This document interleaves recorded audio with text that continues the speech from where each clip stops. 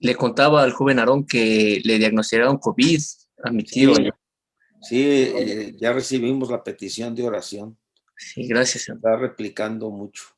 Estamos al aire, hermano. Dios les bendiga. Bien. La paz de Dios, hermanos de la Iglesia Cristiana Interdenominacional. Esta noche vamos a pedir la asistencia del Señor para que nuestra preparación de escuela dominical sea edificante, la podamos asumir completamente. Y vamos a orar por nuestro hermano Benjamín Domínguez Casterazo, quien tiene a su cargo esta preparación de escuela dominical. Padre, en el nombre precioso de tu Hijo Jesucristo, te estamos dando la gloria, la honra, la alabanza y nuestra gratitud por permitirnos, Señor, estos momentos de bendición que significa la preparación de escuela dominical a nivel nacional e inclusive internacional. Usa la vida de nuestro hermano Benjamín y provee, Señor, en tu gracia y misericordia, todo lo necesario para nuestra edificación y que podamos ser edificación el próximo domingo a nuestros hermanos en la iglesia. Por Cristo Jesús te lo pedimos. Amén. Nuestro hermano Benjamín Domínguez. Muchas gracias, hermanos. Muchas gracias. La paz de Dios. Gracias, hermano Aarón. El Señor los bendiga. Pues saludamos a todos los pastores, instructores, directivos que se unen a esta preparación de escuela dominical. El día de hoy tenemos el tema, que Dios mediante se dará el próximo domingo, de las cartas. Permítanme ir compartiendo mi pantalla.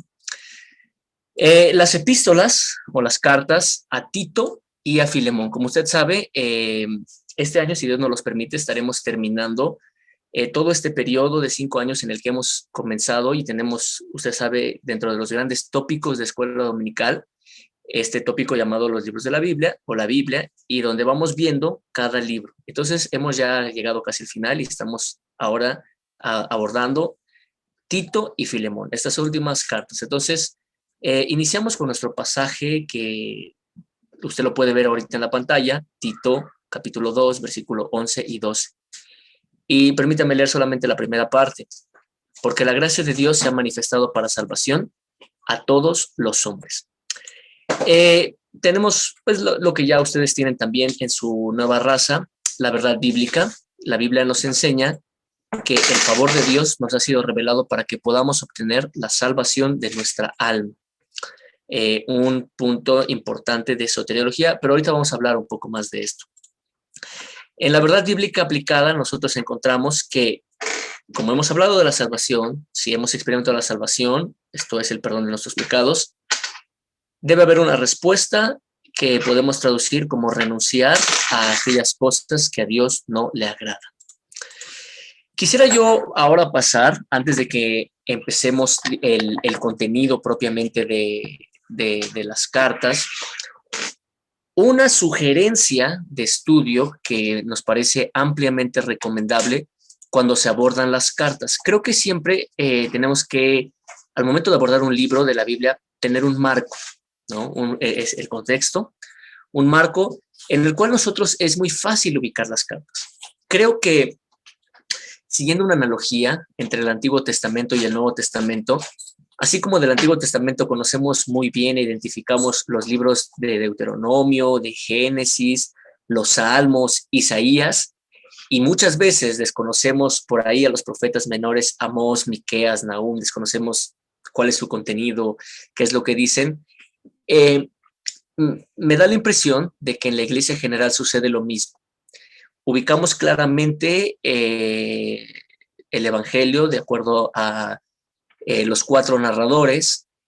Ubicamos algunos contenidos del libro de Hechos, aunque no en lo particular, y pues las cartas de Corintios, de Romanos, de Efesios, pero estas cartas tan pequeñas, de hecho las más pequeñas, a veces las perdemos de vista, ¿no? Entonces, lo que voy a hacer a continuación es presentarle una sugerencia de un marco de estudio para estas cartas. Entonces, permítanme ahora compartirle la pantalla. Y con esto empezamos nuestra introducción. Nosotros sabemos que la historia del Nuevo Testamento la podemos nosotros clasificar, de acuerdo al marco histórico que nos provee el libro de los Hechos, con 4 viajes misioneros, los 4 grandes viajes misioneros de Pablo.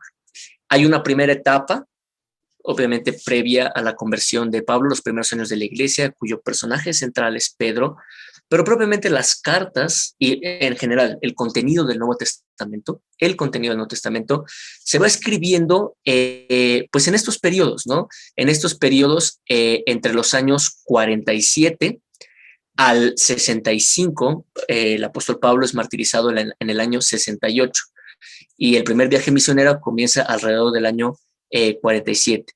Entonces, todo el contenido del Nuevo Testamento se escribe en este periodo y Apocalipsis, pues hasta el último, ¿no? Por ahí del 98.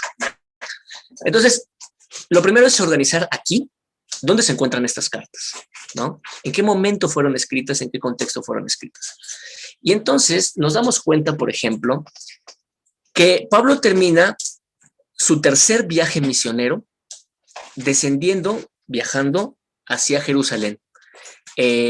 Varios profetas, pasa a casa de Felipe, el profeta que le dice que no desciendan, que va a ser martirizado, sus mismos compañeros, pero él con una fuerte encomienda de algo que se ha venido trabajando desde 2 a los Corintios, entregar la ofrenda para los santos. Y por el Espíritu él sabía que tenía que descender a Jerusalén, ir a Jerusalén, a pasar ahí la fiesta de la Pascua, de Pentecostés, y con esto termina el tercer viaje misionero. Pablo es apresado y pasa por 3 diferentes tipos de juicios para finalmente el apelar a César y ser llevado a Roma.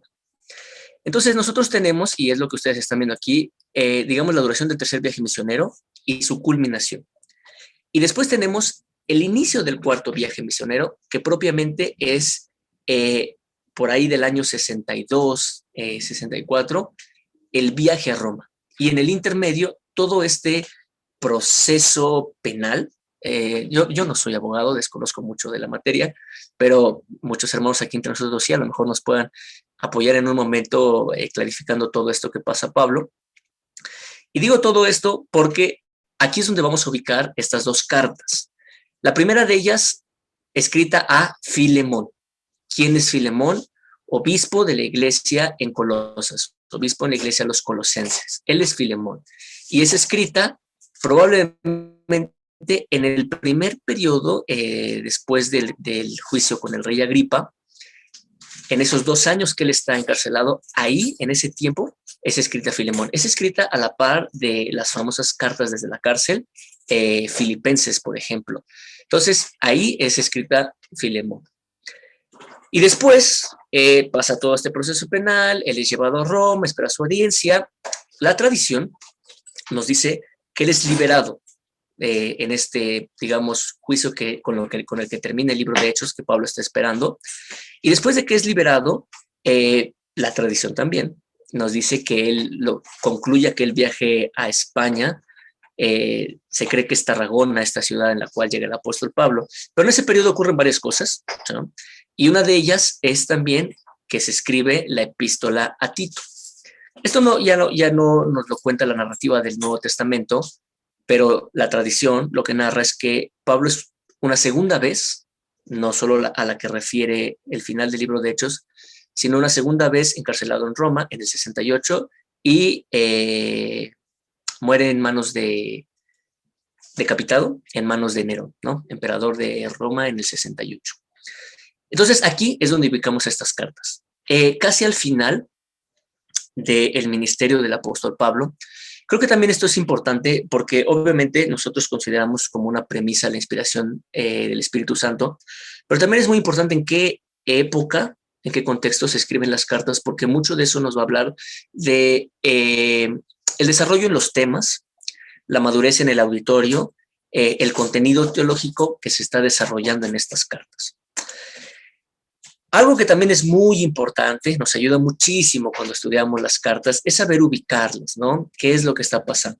Entonces, como ya habíamos dicho, el apóstol Pablo, en su tercer viaje misionero, desciende a Jerusalén y aquí pasa aproximadamente 4 años en todo este periodo, para después ser enviado a Roma.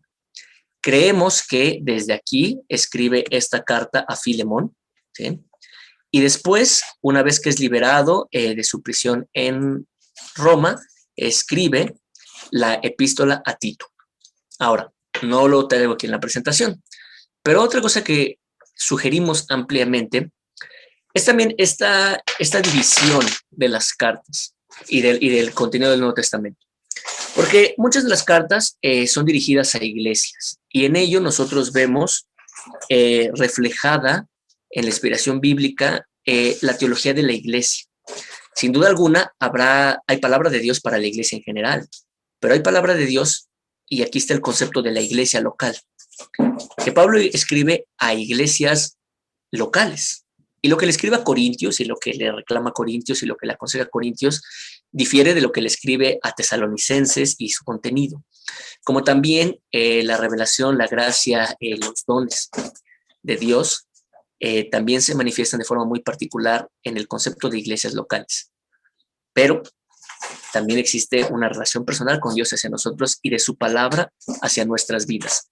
Y lo vemos nosotros reflejado esto en la exposición bíblica, porque no solo existen epístolas, cartas universales como las de Pedro, Santiago, no solo existen a iglesias locales, la gran mayoría de las que escribe Pablo, sino que también existen estas cartas personales.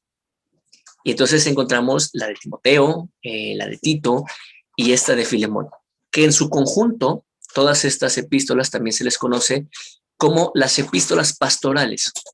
Y ahorita vamos a ver un poco del contenido de Tito.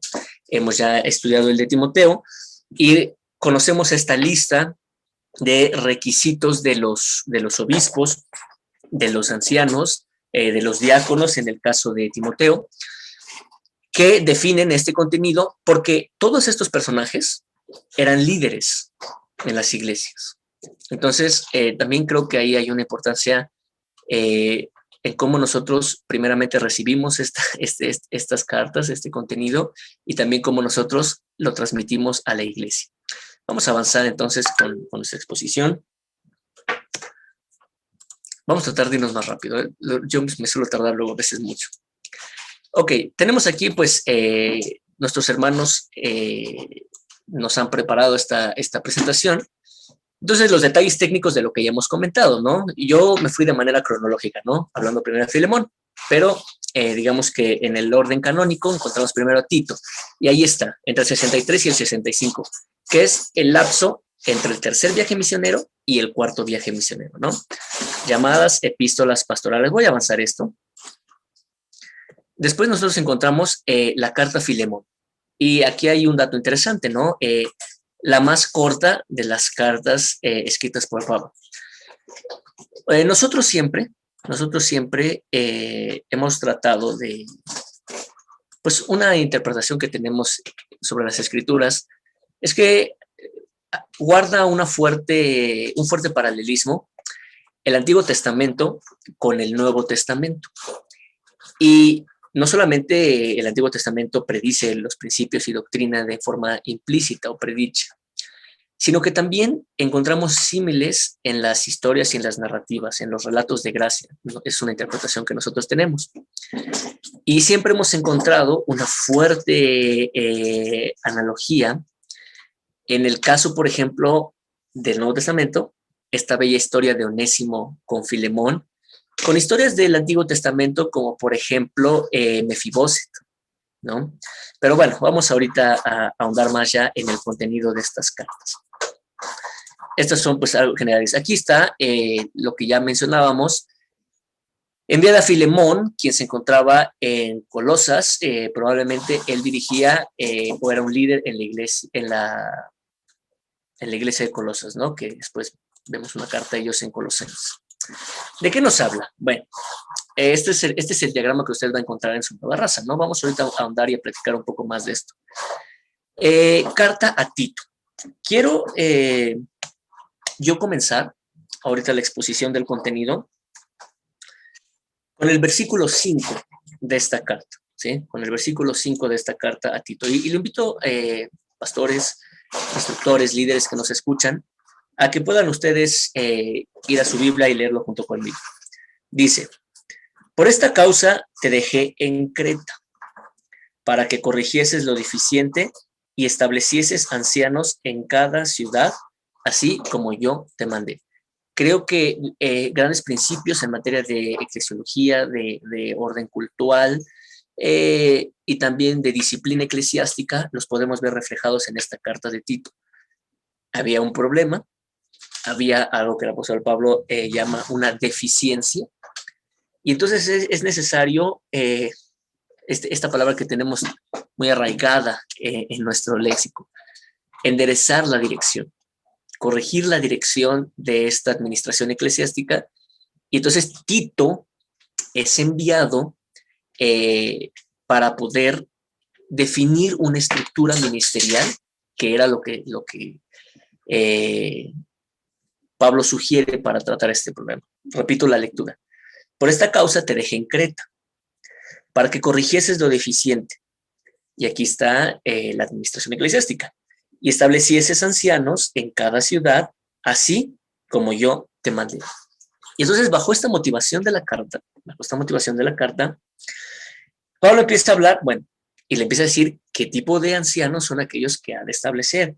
Y encontramos del versículo 7 de este primer capítulo hasta el final, la característica de estos líderes que tenía que dejar Tito en cada ciudad, ¿no? Y usted conoce esta lista. En algunos casos hay conceptos semejantes en la lista que se encuentra en Timoteo. Irreprensible, administrador de Dios, este concepto. No soberbio, no iracundo, no dador vino, no pendenciero, no codicioso, sino hospedador.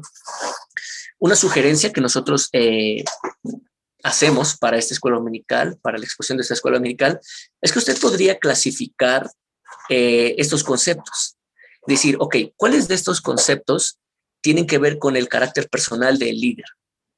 ¿Cuál carácter personal? Lo que llama obispo, alguien que está al frente de una sección de iglesias. ¿Cuáles de estos principios tienen que ver con habilidades en el ministerio, ¿no? Competencias ministeriales? ¿Cuáles de esta lista de atributos tiene que ver con la relación personal del líder hacia la iglesia? Entonces, es una sugerencia en cómo se puede abordar este contenido. Es interesante, Pablo es muy estructurado, Pablo es muy lógico en todas sus cartas. Entonces, luego de que ha dicho esta motivación y de que ha dado esta lista, se regresa con Tito y anteponiendo, mejor dicho, el ejemplo en nosotros los líderes, dice, pero tú, o sea, en contraste con los líderes y del problema que había, ¿no? Habla lo que está de acuerdo con la sana doctrina. Y aquí este concepto, que creo que nos ayuda mucho a entenderlo, ¿qué es lo que pasaba en estas iglesias en la región al sur de Macedonia, la región de Creta? Dice la palabra de Dios que habría muchas personas habladores de vanidades. Había legalismo. Dice mayormente los de la circuncisión, que trastornan casas enteras enseñando por ganancia deshonesta lo que no conviene. Después, fábulas judaicas. Sabemos que en la profundidad del judaísmo hay también el misticismo, ¿no? Y que la iglesia, por esta influencia muy fuerte de los primeros convertidos, pues había un pensamiento legalista. Gálatas habla de esto. Y ante ese contexto de legalismo doctrinal, es que Pablo da este adjetivo, pero tú habla lo que está de acuerdo con la sana doctrina. Dejamos hasta ahí ese punto. Y después se regresa otra vez a hablar del liderazgo de la iglesia en un espectro en el cual este se jerarquiza o se distribuye a lo largo de la iglesia. Primer punto, dice que los ancianos sean sobrios. Después, las ancianas, y da unas características. Esta característica de que enseñan a mujeres jóvenes, ¿no? Los jóvenes que sean prudentes, ¿no? Presentándote tú en todo como ejemplo de buenas obras, de enseñanza mostrando integridad, seriedad, palabra sana, irreprochable. ¿no? Y después, obviamente, esta característica también de Pablo, ¿no? Que toda la doctrina que ha vertido la traduce en cosas muy prácticas. Y casi siempre usted va a encontrar este esquema. En cartas se marca mucho en Efesios y en Filipenses y en Colosenses, mitad doctrinal, literal, 3 capítulos, y 3 capítulos mitad práctica. Y así termina la carta. Sin embargo, el capítulo 3 va a retomar y vea este esquema. Solamente permítame aquí hacer un cuadro, espero usted lo pueda ver con claridad, ¿no? ¿Cómo es la estructura de esta carta, de la carta de Tito? Primero, tenemos una introducción que es en materia de soteriología, ¿no? Doctrina de la salvación, ¿no? Después hay una característica particular de la iglesia, ¿no? Que en este caso es la problemática en Creta, ¿no? Vamos a encontrar lo mismo en Corintios. Vamos a encontrar exactamente el mismo esquema en Corintios, por ejemplo. Y después, la serie de indicaciones que logran definir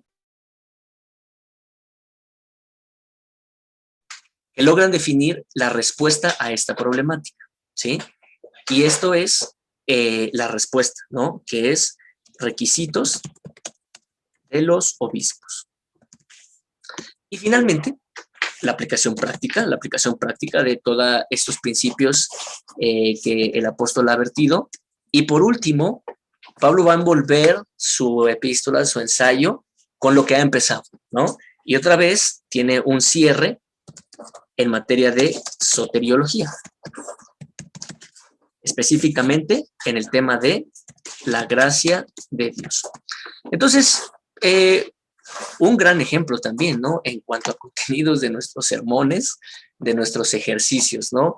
La parte doctrinal, la parte de atención a las necesidades o a las necesidades de la iglesia y lo que nuestros hermanos del Ministerio de Enseñanza nos han enseñado, nos han vertido, el puente, la aplicación práctica. Que nunca falte esto en nuestras exposiciones. Y este es el esquema que sigue Tito, ¿no? Permítanme continuar con la presentación que nos han enviado y que haremos nosotros algunas aportaciones y después el día lunes, permítanos también esta diferencia de tiempo, el día lunes se los haremos llegar. Bueno, continuamos. Tenemos aquí un poco del contexto histórico, ya lo hemos hablado, ¿no? Tito probablemente una persona gentil que se convirtió y que era compañero de Pablo, pero que en algún momento deja de estar cerca del apóstol para tener que, en un sentido de responsabilidad o de asignación ministerial, tener que él encargarse de un diferente grupo de iglesias. Pero todos estos personajes, vemos lo mismo con Timoteo, ¿no? Que se queden en Éfeso, bajo una contexto similar, ¿no?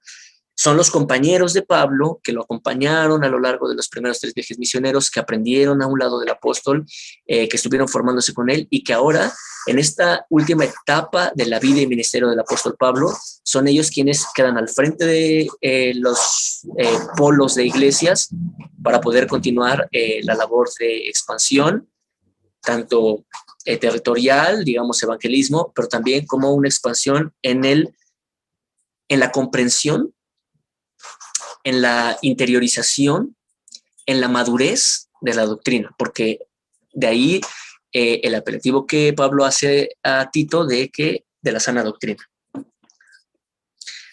Bueno, vamos a hablar ahora de la epístola a Filemón, ¿no? Bueno, voy a regresar esto un poquito. Vamos a hablar ahora de la epístola a Filemón. La epístola a Filemón es muy pequeña y creo que también convendría que usted le pregunte a la iglesia si alguna vez han leído esta carta y si saben de qué se trata.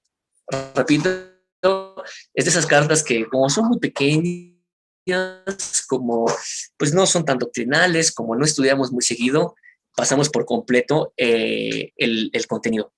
Pero es una historia y usted conoce la historia, usted puede leer la epístola y se encuentra embebida ahí, pero permítame rápidamente relatar esta historia. Onésimo, un esclavo que trabaja para Filemón y que por el trato duro de Filemón huye de su amo. huye de su amo y desde el segundo viaje misionero, finales del segundo viaje misionero y todo el tercer viaje misionero, vemos que va acompañando al apóstol Pablo, ¿no? Se cita en las salutaciones y en las despedidas. Pero en algún momento, Onésimo tiene que arreglar ese pendiente o esa separación con Filemón. Y me encanta la forma, el tacto, la gracia que refleja el apóstol Pablo en esta carta, ¿no? Primeramente, empieza mencionando la buena obra de Filemón, ¿no? Empieza mencionando, a encomiar a Filemón, ¿no? Dice, por ejemplo, es solo un capítulo, dice el versículo 5, oigo del amor y de la fe que tienes hacia el Señor Jesús para todos los santos, ¿no? Tenemos gran gozo y consolación en tu amor, ¿no? Porque muchos corazones de los santos han sido conformados. Y después, esto creo que nos enseña mucho a nosotros y no deja de tener tampoco enseñanza para la iglesia. Pablo, siendo el apóstol Pablo, el fundador de todas estas iglesias, aquella pluma por la cual se escribe la mayoría del Nuevo Testamento. En esa autoridad ministerial que tiene el apóstol, le dice, aunque tengo mucha libertad en Cristo para mandarte lo que conviene, más bien te ruego por amor, siendo como soy, Pablo, ya anciano y prisionero de Jesucristo, por mi hijo Onésimo, a quien engendré en mis prisiones. Y entonces, yo debo ser sincero que me conmueve mucho la forma en la cual se escriben los siguientes versículos, ¿no? Lo envía de vuelta, ¿no? Y estas expresiones tan profundas, ¿no? Le dice, pero no quiero hacer nada sin tu consentimiento, para que tu favor no fuese de necesidad, sino voluntario. Y entonces, ¿qué aprendemos en esto? En esta restauración de relaciones, no solamente la necesidad, la directriz cristiana que pudiéramos dar para que esto suceda, sino trabajar con la motivación para que esto suceda. Nosotros podemos hacer muchas cosas porque nos las piden, pero nosotros podemos hacer muchas cosas conociendo una motivación en que nos las piden. Y después le dice, te lo envío de vuelta, porque a lo mejor por eso se apartó de ti por algún tiempo, para que lo recibieses para siempre. Es decir, hay en esto una profundidad de la gracia revelada, como Dios es el único que puede hacer que todas las cosas, en aquel mensaje de Romanos 8, ayuden para bien, aún las cosas malas. Y aún una división, aún una diferencia que pudo haber, era necesaria en este plano más alto del Señor. ¿Por qué? Porque eso llegó a traer una fuerza mayor en la relación de Onésimo con Filemón, ¿no? Dice, a lo mejor por eso se apartó de ti un tiempo, para que ahora lo recibieses para siempre, ¿no? Entonces Pablo le regresa a este esclavo y le dice, a mí me es útil y también a ti es útil, pero ahora te lo envío de vuelta, ¿no? Como a un hijo mío, ¿no? Y a lo mejor esa era la razón por la cual se apartó. Y ahora que regrese contigo, su relación va a ser ya no de esclavos, va a ser ahora de hermanos, inclusive de consiervos, ¿no? Y le dice, si me tienes por compañero, recíbelo como a mí mismo. Y si en algo te dañó, ponlo a mi cuenta. Yo me imagino que con esto dejó desarmado a Filemón, ¿no? ¿Qué le podía responder Filemón ante esta forma que escribe Pablo, ¿no? Y después dice, te he escrito confiando en tu obediencia, sabiendo que harás aún más de lo que te di. Y así termina esta carta tan concreta, tan pequeña, tan omisa muchas veces, pero con una gran lección de la gracia. La gracia de Dios mucho más grande que la más grande de nuestras faltas. La gracia de Dios que logra unir la más grande de nuestras diferencias.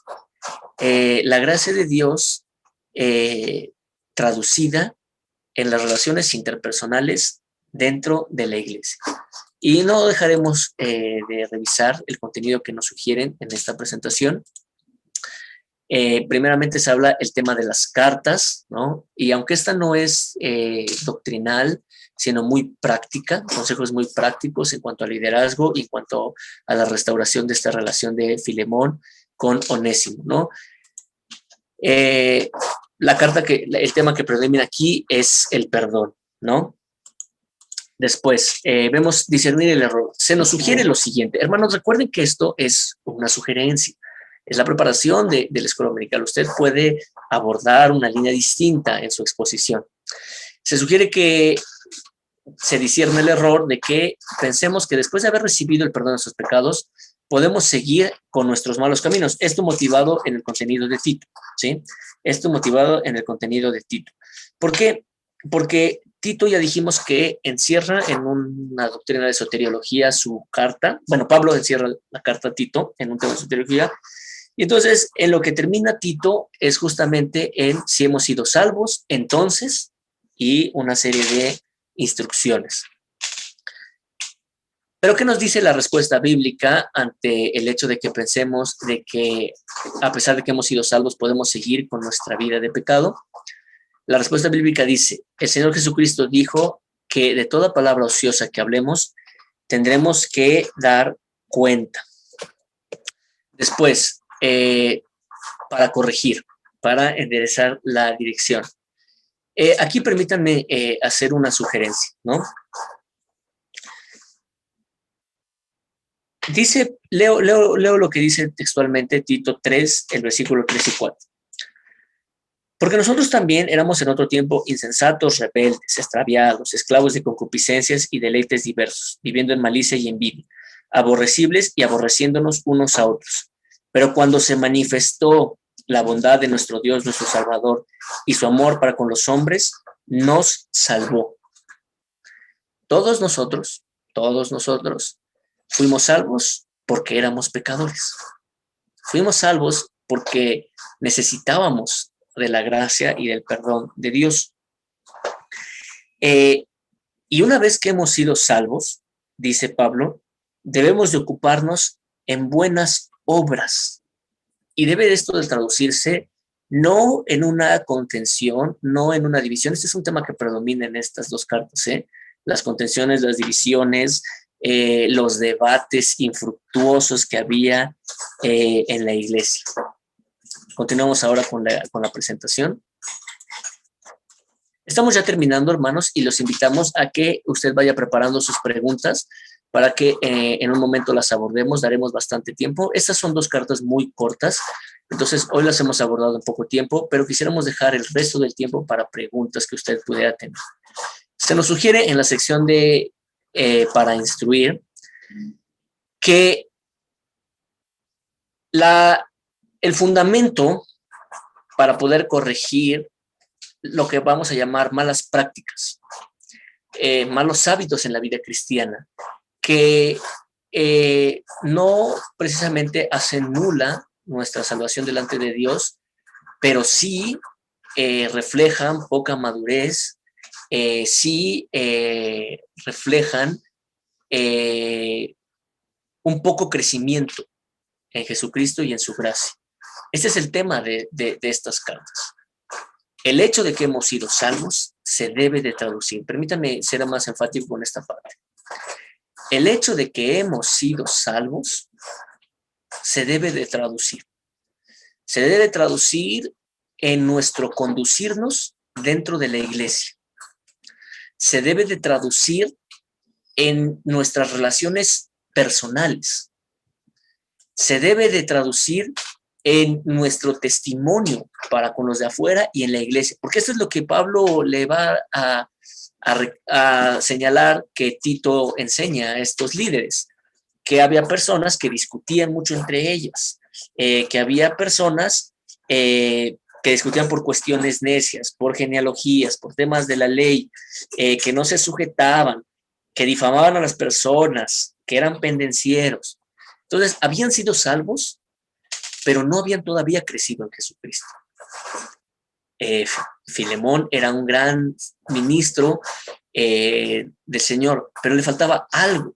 Tenía muchas cosas encomiables, pero le faltaba algo. Traducir esa verdad bíblica a una vivencia real en su relación con Onésimo, nuestras relaciones personales. Y para ello se necesita la palabra, para corregir todo lo que está deficiente en nuestra vida. Finalmente, como conclusión, tenemos que, esto que hemos ya dicho, si hemos experimentado la salvación, expresemos de forma práctica el amor cristiano a través de nuestras relaciones interpersonales. Y con esto nosotros terminamos la exposición de estas dos cartas y dejamos el lugar para preguntas. No sé, hermano Gersain García, si usted tenga algunas preguntas. Hermano Aarón, adelante, no sé si hay algunas preguntas.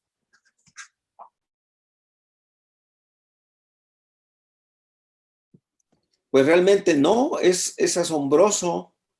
Siempre hay preguntas y a veces son pues hasta numerosas y ahora no hay preguntas, al menos aquí en el chat, no veo ninguna. Hermano, que es la paz de Dios. Pero oí, por ejemplo, que dijiste que Filemón era el obispo de Colosas. Muchos opinan así y otros que era un gran creyente. Un creyente que había sido prosperado, pero en una forma mucho más de lo normal, diríamos, porque el Señor siempre prospera al justo, ¿no? Pero aquí era muy abundante y como el apóstol trata con cortesía exquisita todo esto, algunos suponen que le había encomendado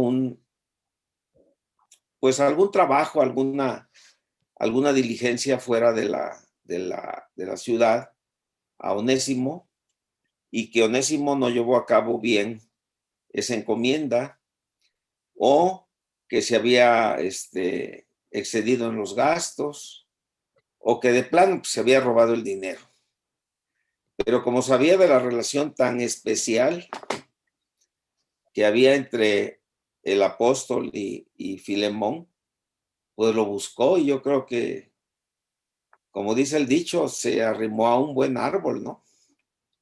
Y eso dio motivo para que nos dejara esto el Espíritu Santo de una manera tan maravillosa.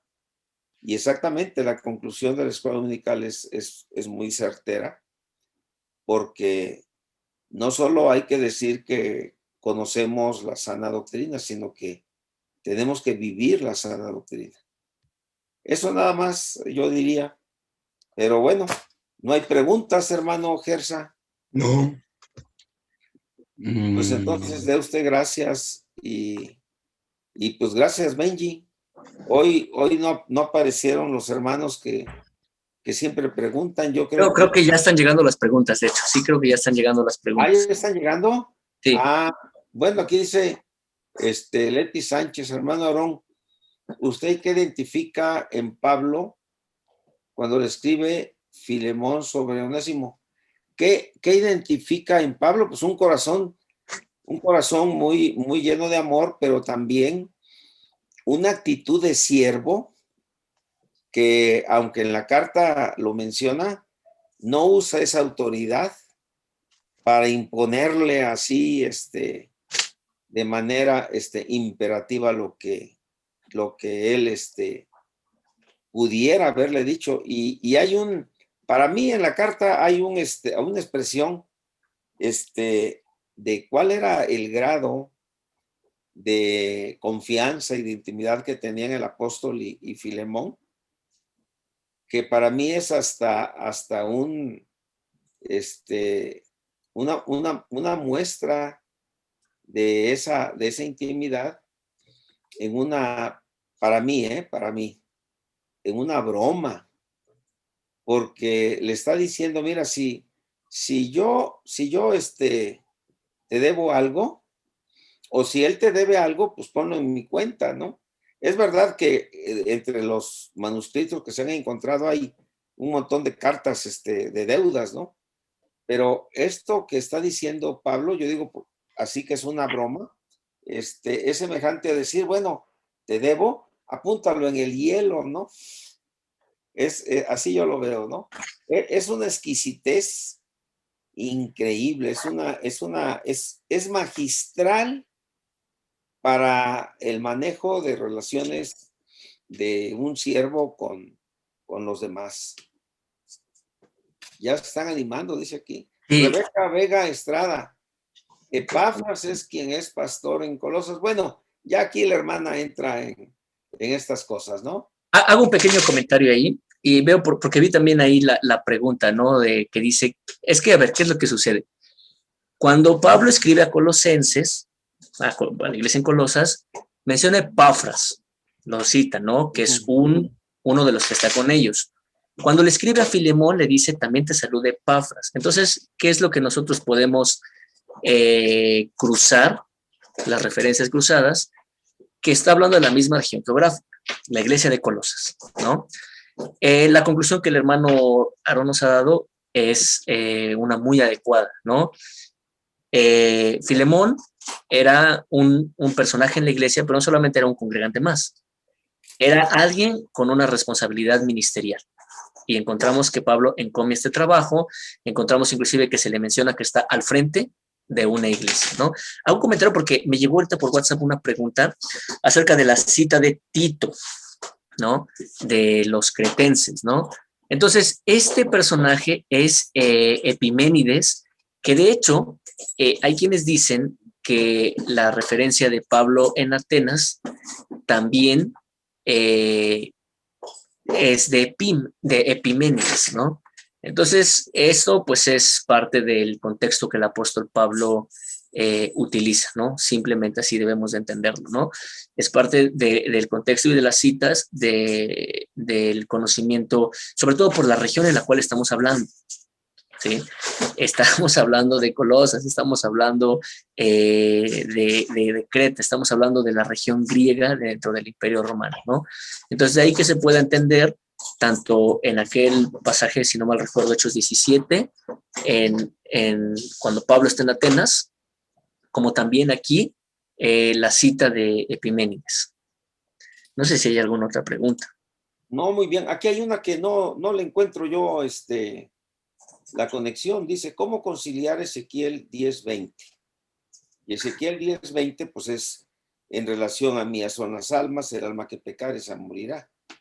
Y Tito 1:3, cuando Tito 1:3, pues maneja el apóstol diciendo, a su debido tiempo manifestó su palabra por medio de la predicación que me fue encomendada. No le encuentro yo, pero si ustedes, exégetas y hermeneutas, le encuentran ahí el sentido a la pregunta, bueno, pues contéstenla. Pues sí, no es tan clara, ¿no? La relación. Pero yo aprovecharía quizá para señalar algo sobre Tito 1:3, ¿no? Aprovechando este comentario del hermano. Esto tiene que ver también con esta palabrita griega del querigma, ¿no? Y que Pablo va a utilizar en Corintios para decir, eligió la locura de la predicación. Y sin duda alguna, hay muchas formas por las cuales las personas pueden llegar al conocimiento de Cristo y por consecuencia a la salvación, al ejercicio de la salvación. Pero fundamentalmente es la exposición de la palabra la que consigue esto. Y por eso es que Pablo va a decir, eligió por la locura de la predicación cuando escribe a los Corintios, y por eso es que aquí en Tito 1:3 habla otra vez de esta doctrina y dice, a su debido tiempo manifestó su palabra por medio de la predicación. Ahora, nosotros tenemos esta interpretación de que predicación no necesariamente significa voz, ¿no? Predicación pueden ser letras, predicación puede ser una animación digital, pero obviamente la idea es que el mensaje de Dios sea en alta voz proclamado, anunciado, presentado.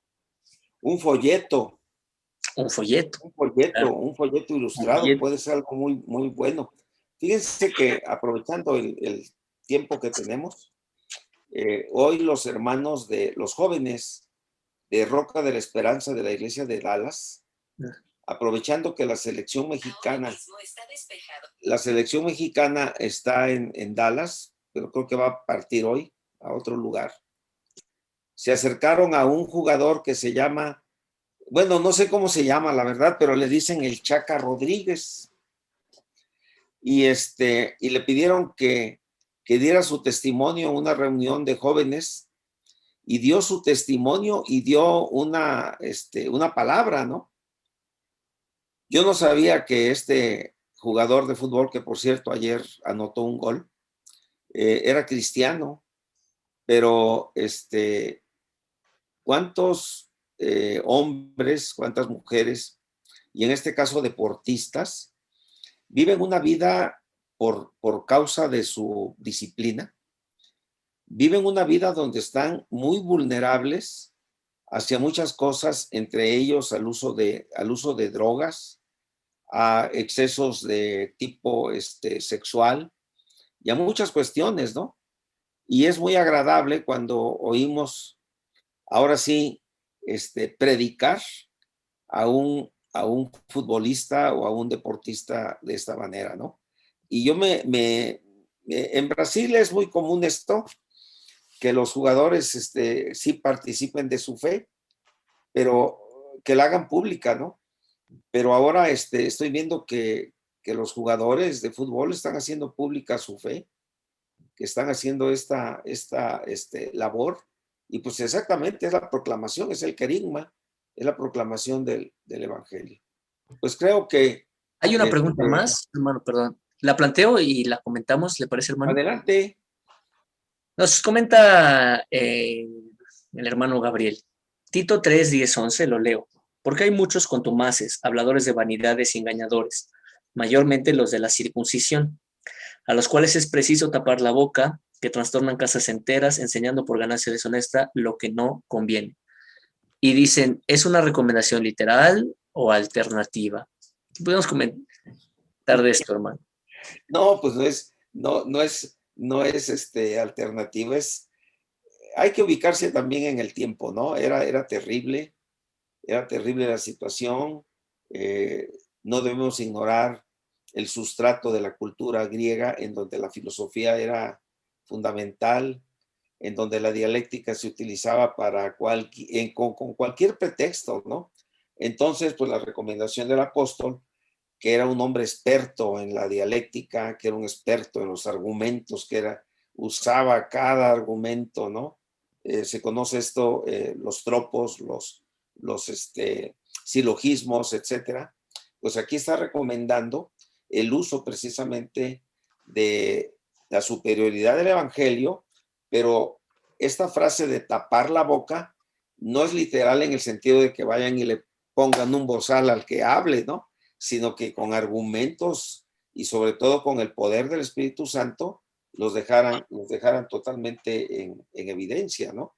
Porque habían tantas manifestaciones, sobre todo de judaizantes, pero también ya habían aparecido, aunque no estaba muy extendido, pero ya habían aparecido herejías muy grandes, de la gnosis, los gnósticos, ya estaban muy esparcidas. Pero ustedes a ver qué dicen, hermano Gersa, hermano Benjamín. Primero, hermano Gersa, ¿quieres comentar algo? No, coméntalo. Pues yo solamente añadiría justo a lo que nuestro hermano Aaron ya ha dicho, ¿no? La misma palabra dice en el versículo 13, repréndelos duramente para que sean sanos en la fe. Creo que para Pablo es igual de importante que se corrigiesen deficiencias en la iglesia y que se corrigiesen deficiencias en las relaciones interpersonales. Y de ahí el contraste Tito-Filemón. Creo que también, en el ejercicio ministerial hay retos. Y un gran reto también es quizá a veces una postura legalista, ¿no? Entonces, yo creo que Pablo está animando mucho a Tito para que con mucho valor, para que con mucha fuerza frenase esto, que la realidad es que es contraproducente. La realidad es que este legalismo había derivado, pues dice, trastornan casas enteras. Entonces había derivado en excesos. Entonces Pablo exhorta a Tito que con mucha fuerza también corrija estas cosas, corregir es la palabra, no es censurar, no es castigar, es corregir.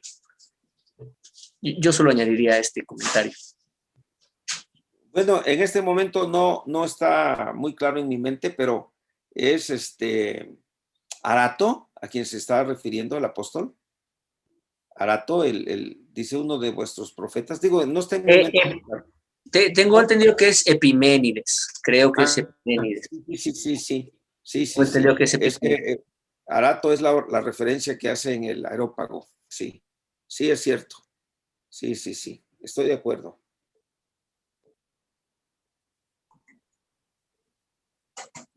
Pues Bueno, creo que es todo, ¿no? así es. Pues gracias, hermano, Gersa. Sí, esta preparación de escuela dominical, bueno, pues viene a recordarnos, pues, los requisitos que debe tener un siervo, una ministro. Y quiera el Señor que cada día nosotros podamos llevar a cabo estas referencias. Acerca de este aspecto, la recomendación de Pablo que le da a Tito, bueno, es porque Tito tiene fuerza, tiene respaldo espiritual. Como decía una de las preguntas, que si era literal o era también si conviene o no conviene. Cuando se da un aspecto de, vamos a decir así, de orden, necesitamos nosotros también ser respaldados por la vida que cotidianamente vivimos para la gloria del Señor. Que el Señor nos ayude, hermanos, siervos, hermanos, pastores, ministros, que podamos nosotros cada día encauzarnos conforme a la palabra del Señor. Padre eterno, te damos gracias, Señor, por este tiempo, por este momento de aprendizaje, Señor, en tu palabra. Gracias, Señor, por esta preparación de escuela dominical para el próximo domingo. Te pedimos, Señor, que uses a cada uno de tus siervos, a cada uno de tus instructores. Toma en tus manos a cada uno de los ministros que impartimos escuela dominical. Permite, Señor, que se reflejen las características, los requisitos que tu palabra en esta tarde, Señor, nos ha recordado. Gracias, Señor, por esta bendición y te rogamos, Señor, tu ayuda en todo tiempo. En el nombre de Jesús te lo pedimos, oh Dios. Amén. Amén. La paz de Dios, hermanos. Y efectivamente, hermano Benji, es Epiménides, que era un extraordinario filósofo. El mismo Platón decía Platón que Epiménides estaba divinamente inspirado. La paz de Dios. Paz de Dios. La paz de Dios.